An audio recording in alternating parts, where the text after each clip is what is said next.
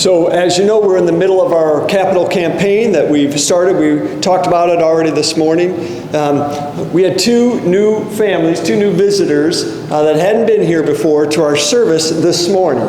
And so whenever Tiffany and I go on vacation, sometimes we go visit United Methodist churches, but a lot of times we like to go to other denominations or independent churches just to see what people are doing. It's just fun to see how they do things differently. And I don't have a statistic, but 9 times out of 10, it feels like that pastor's preaching on giving and tithing. And I think, man, does this pastor always preach this every week? How is it that every time we're traveling, that somehow the churches are always preaching on that? So I let them know, and actually maybe, Jesus talked more about money and giving and managing our resources than any other topic. So maybe I should preach on it more, but I let them know, okay, I don't preach this every single week, although I had to tell them that this is part 1 of a 2-part series, so if they did come back next week, I would preach it again, and then we'd be moving on to something else. But here's the point of my sermon. I just want to tell it to you right up front. That way, if you get mad and walk out, at least you heard the point. Here it is. It's one simple truth that King David said first, and then about 1,000 years later, Jesus came along and reiterated that same thing. And David made this profession of understanding during a prayer of praise that he prayed. And we're going to look at that prayer in a minute. We read part of it just a few minutes ago. But here's that one statement that King David's prayer, all those years ago, it sums up this statement. He said, this is 1 Chronicles chapter 29, he says, "O Lord, our God, everything in heaven and earth is yours. Everything comes from your hand, and all of it belongs to you." In other words, God, you own it all, and we are just stewards. We are just managers. We are simply temporary stewards of your resources. So here's the context of the prayer. It's actually kind of interesting. King David was probably in his mid-50s, give or take, about the same age I am. I'm going to turn 55 in just a couple weeks. So about mid-50s or so, and he had settled all of the border disputes with the other kingdoms and other countries that were surrounding them. He had settled all those, and so now Israel was going through a time of peace and prosperity. And David decided it was time for God to have a temple where people could come and worship him. Now, all of the pagan religions from the different countries surrounding them, they all had temples that the people came to worship. But Israel's God, Yahweh, still lived in a tent, which they called a tabernacle. And it had been a tent that they had moved around since the days of Moses. So for hundreds and hundreds of years, and when they were wandering through the desert, when they were moving around, it made sense. But now the kingdom had been established, and Jerusalem was their capital. And so David said, I want to build a temple for God. So David's thinking this. He's starting to make plans to do this. And God sends the prophet Nathan to come and talk to him before he could start building it. And Nathan came and said, hey, Nathan, God spoke to me and told me to come and tell you a couple of things. First of all, God's not asking for a temple. God doesn't need a building. So back then, people believed, just pretty much all the people believed, that area, their region, wherever they were at, that they had a God of that area. And so if you went and visited, if you were traveling around, you might go to one country and they had a God there in a temple, but if you went somewhere else, they had a different temple to a different God because they believed, well, that's the God of this area and this is the God of this area. But God said, no, I'm not the God of any geographical location. I am God of the entire world. So I don't need a building in a specific spot set for me to come and worship. Excuse me. I should use the other elbow that time. So he said, here's something else too. If you do end up building the temple, because David still wanted to do it, he said, you cannot do it. Your son could build it, but you cannot build it because you have been a warrior king and you have too much blood on your hands.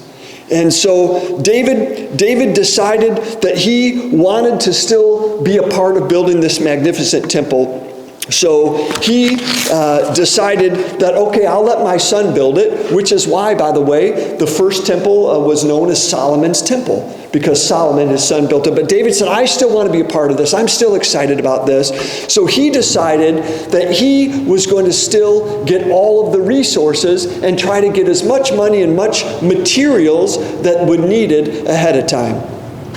By the way, I appreciate David's heart for God and his sensitivity that when God said no, David listened, right? David was the king. He could do anything he wanted and had done some things that he wanted to do at that point, right? But here God was telling him no, and David decided to listen.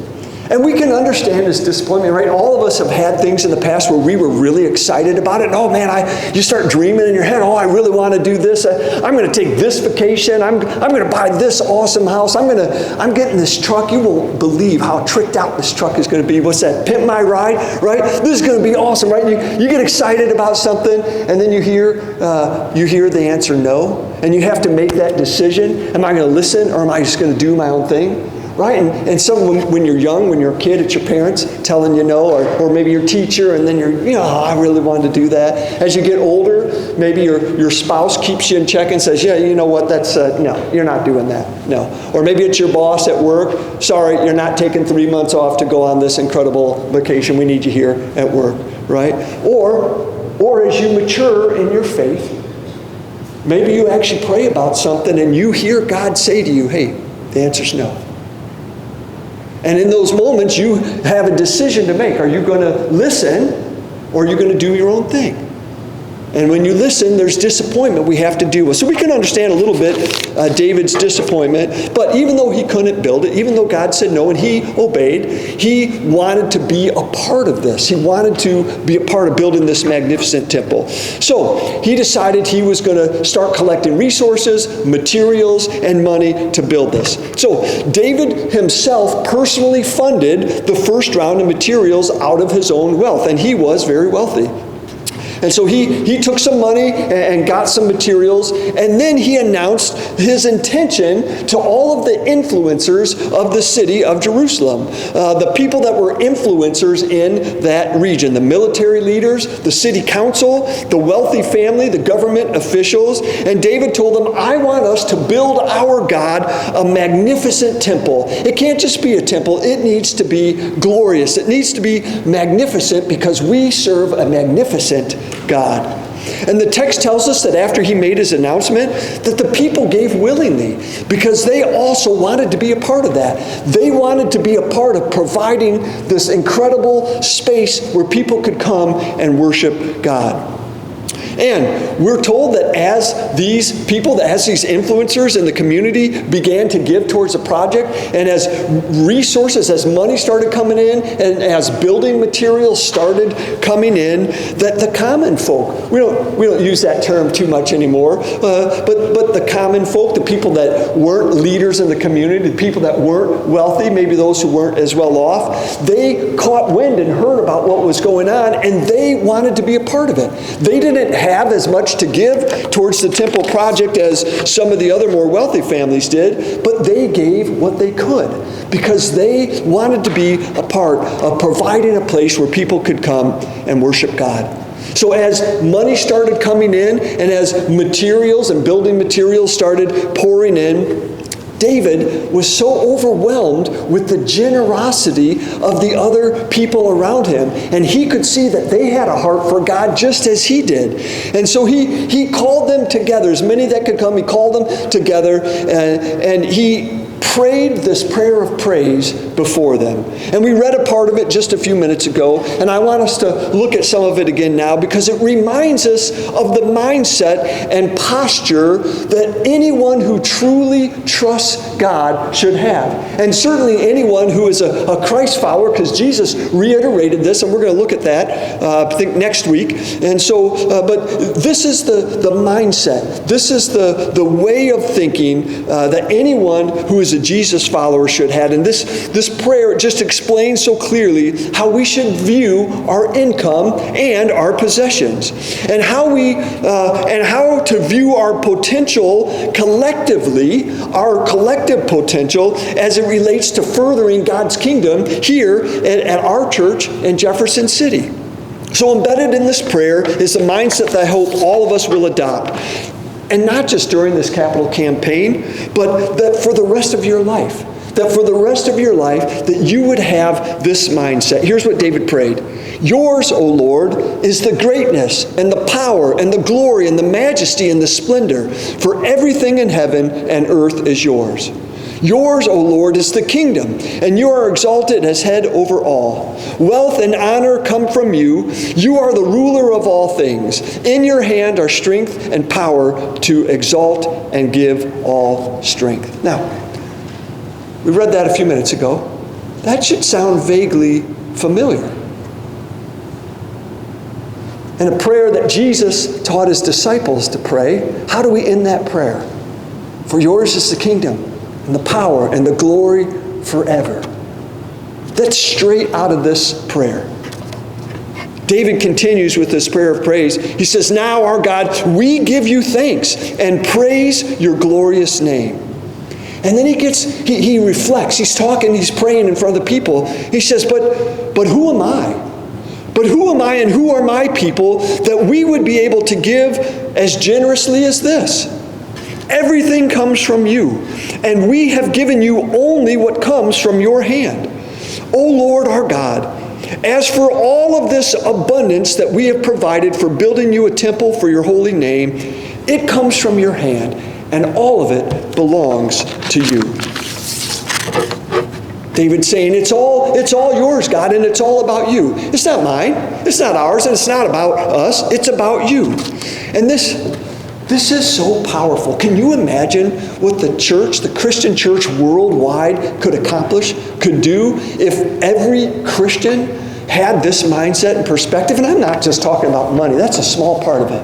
What about our time? That's more precious to me than money, to be quite honest with you, because I feel like I often have less free time and less personal time than I do spare abundant money. But could you imagine what our little church here in Jefferson City could do if our members adopted this mindset? David says, look, I'm not confused. I have what I have. I'm the king. I'm the king. Look at all that I have. But I have what I have because you gave it to me to manage for a time. And now I'm giving it back to you. And this is true of me, and it's true for you as well.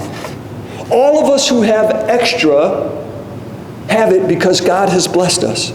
God allow us to manage some extra, more above and beyond what we needed to survive, what we needed to live. And whether it's a position, or whether it's influence, or whether it's stuff or material things, or whether it's money, or maybe it's the money that we've saved, ultimately this came from God.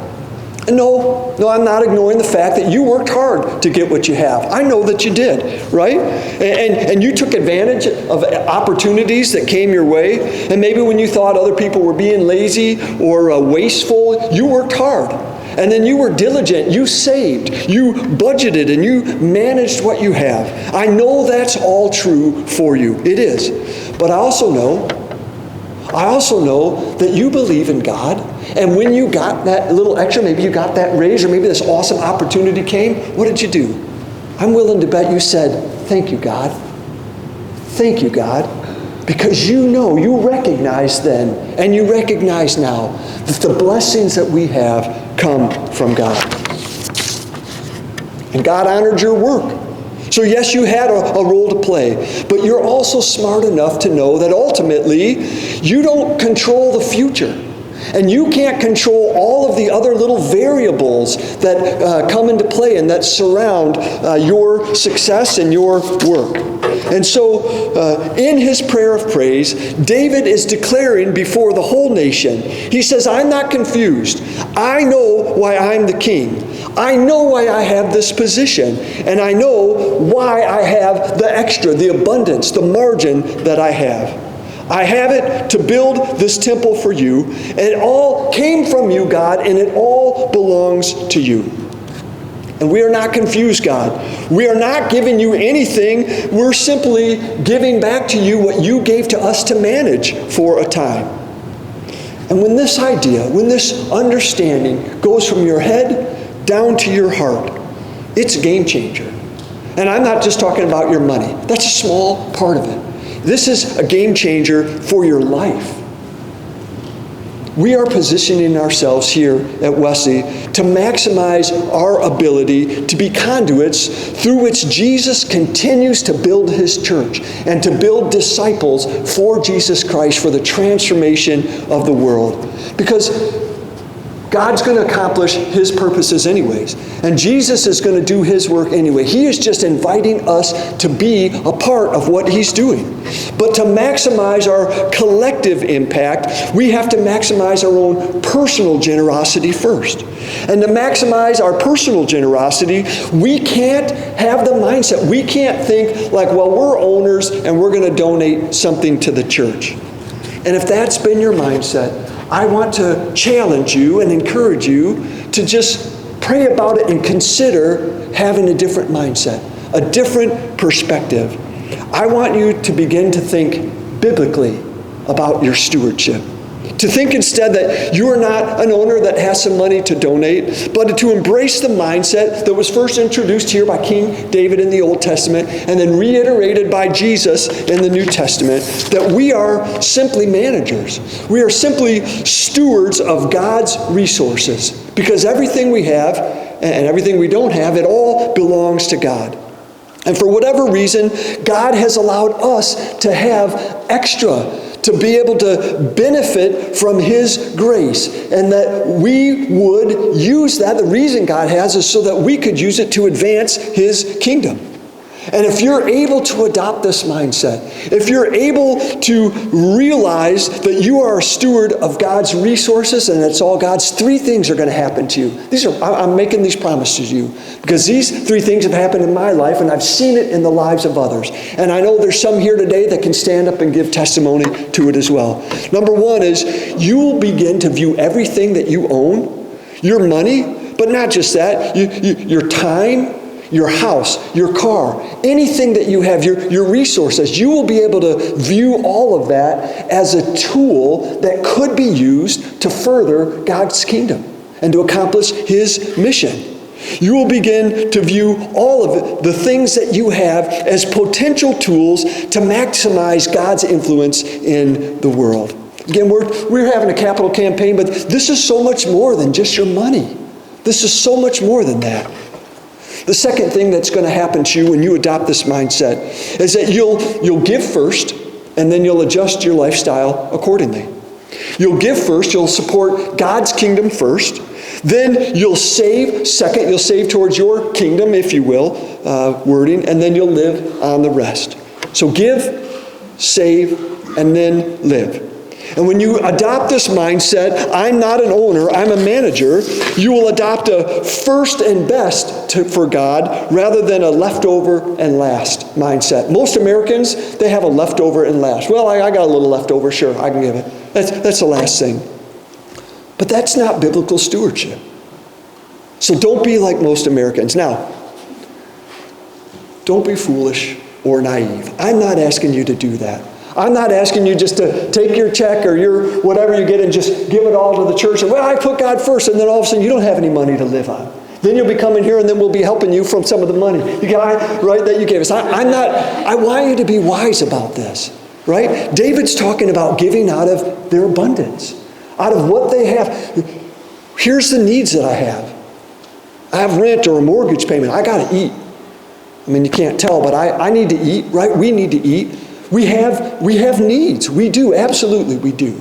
Here's what I'm talking about. I'm talking about developing a budget and then being diligent and sticking to your budget. Because if you can say, well, here's how much income I have coming in each month or each year, and here's what my monthly expenses are here for my needs, right? We all have wants. Here's what my needs are.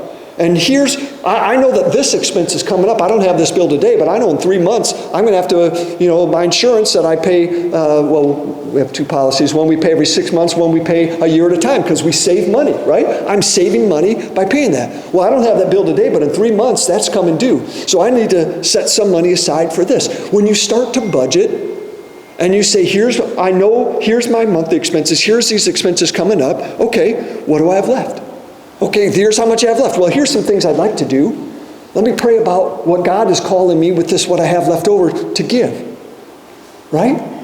And then here it is. Once you have decided that, leaving a little room for the unknown. Actually, I hope you have an emergency fund for unknown expenses. Once you've decided that and you've made that decision, take the money you're going to give to God that you've decided and give it to Him first. Because if you don't, we all know this, this came up, or I think I was going to go do this, I wasn't, right? And all of a sudden it's gone, and then it's left over and last. And when you give to God first, out of what you've decided and budgeted, when you do that first, I don't want to say it forces you, it helps you be a better manager of your money. It helps you stick to your budget a little better, right? Because you've already given this money, you decided, you've already given that now, and I put this into my savings, so here's what I have. It helps us to be more diligent. All right. The third thing that's going to happen when you adopt a steward mindset is that when you can let go of your money as your identity, it makes it easier to fully surrender your life to God. What do I mean by money as your identity, right? What am I talking about? I'm talking about, and I'm not saying you have this, but we all know people that do. They want everybody to look at them and see how nice their car is, how big their house is, the lavish vacations they're going on. And there's nothing wrong with having a big house or driving a nice car or taking a nice vacation. There's nothing wrong with that. But for some people, that's a status symbol to them. Right? And they want others to look at them, and that their life is wrapped up in that. What do others think? How are others going to see me? What am I going to think about myself? If I'm driving this econo car, how am I going to feel versus when I'm driving this, nice truck? Right? When your identity gets wrapped up in that, it's really hard to put Jesus on the throne when you have an imposter king on the throne. Jesus is the one that said it. He said, you can't serve 2 masters. You're going to love one and hate the other, or hate one and love the other. And then he says, here's what I'm talking about. You can't serve both God and money. Because for most people, money becomes that imposter god, that imposter king. And when wealth competes with Jesus as the king of your life, surrendering your life to Him, it's difficult to do. But when we are able to surrender our lives to Jesus Christ as the King of our life, there's so much peace that comes. All the things that made us so anxious before, all the things we worried about, it goes away. And we redefine what it means to live with prosperity because we have a different definition. We're going to pick up here next week in part 2 of this. Please pray with me. God, thank you for allowing us to be a part of what you're doing in this church and in this community. Father, would you help us? If we're not already there, and some of us are, but if we're not, would you help us to adopt this mindset, to really understand that you are God and that everything in the world is yours, everything. And that you have blessed us at whatever level.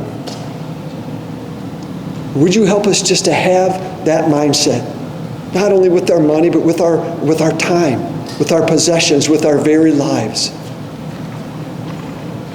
We ask this in Jesus' name. Amen.